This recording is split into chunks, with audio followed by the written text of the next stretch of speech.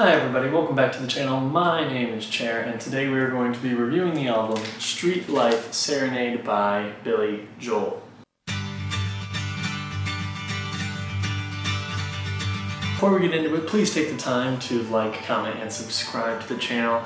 Our goal right now is to hit 60, and our main goal by the end of the summer is to hit 75 subscribers. Anyways, as always, the album is scored in 3 categories: the context behind the album, the songs on the album itself, and finally the album cover. Jumping right into context, we left off with a pretty successful Billy Joel, now succeeding on his sophomore album, Piano Man, which not only gave him a really high-ranking record, but also giving him one of his most famous hit songs in the title track. Because of this, Billy Joel had started to gather a little bit more fame. He was now opening acts for bands like the Beach Boys.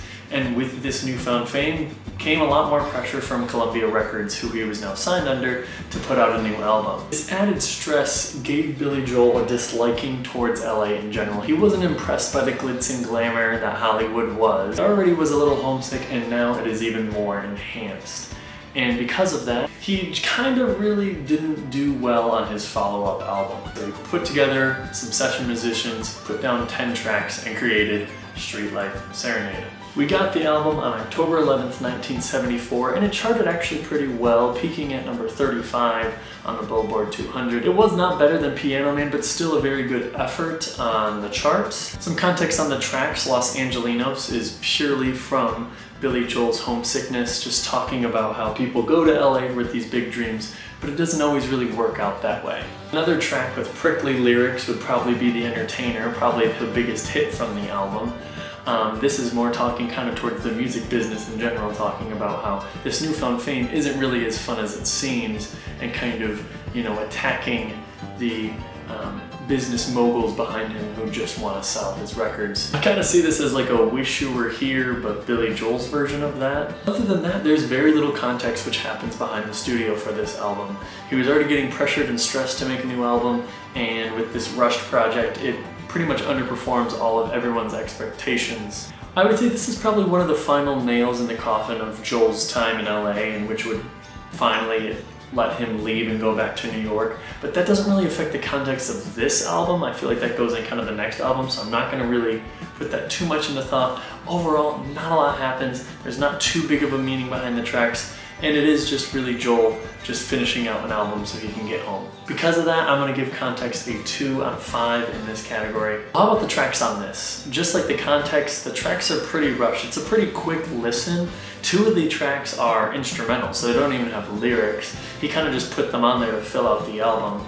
I will say Rip Your Rag is one of those instrumentals, and I do really like that track. Not only for the great music, but just the title itself is just really cool. I also like the 2 tracks we talked about earlier, Los Angelinos and The Entertainer, but other than that, there really is not much here. Streetlife, Serenader, and The Great Suburban Showdown are absolutely slogs to just listen to. They're so slow and boring and have nothing iconic about them. Roberta is a love song I don't think anyone will be singing, and although the Weekend song is a little more fast-paced and has a tiny bit of energy, it's really lacking that catchiness that Billy Joel is capable of, because I just don't feel like his heart is really in it. Really, I only like 3 out of the 10 tracks on this album, which gives it a Putri score of 1.5 out of 5 for the song category.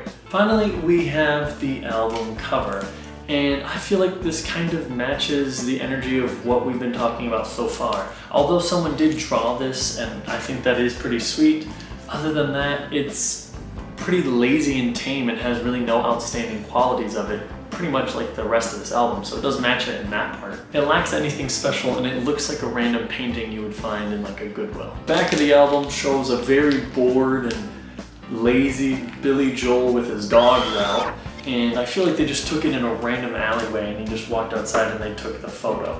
Their care truly is not here on this album. Not a good album cover by any means, so I'm going to give this a 1 out of 5 in this category. That gives us a final score of a 4.5 out of 15. This score doesn't really shock me. This is kind of one of those albums that many people forget about in Billy Joel's discography. It's a pretty easy skip.